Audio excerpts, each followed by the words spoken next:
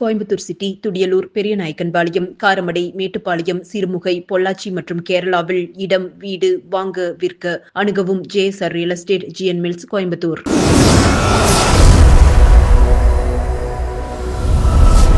வணக்கம். கோவை துடியலூர் அருகே விஸ்வநாதபுரத்தில் அமைந்துள்ள அருள்மிகு ஸ்ரீ சித்தி விநாயகர் திருக்கோவிலில் மார்கழி மாத சிறப்பு பூஜைகள் நடைபெற்று வருகின்றன.